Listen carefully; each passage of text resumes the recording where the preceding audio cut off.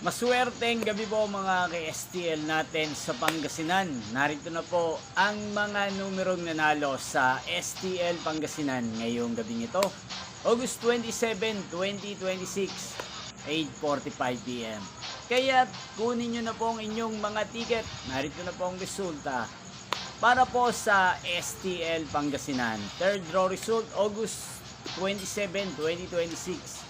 8:45 PM. Ang mga numerong nanalo 2 at 30 in exact order.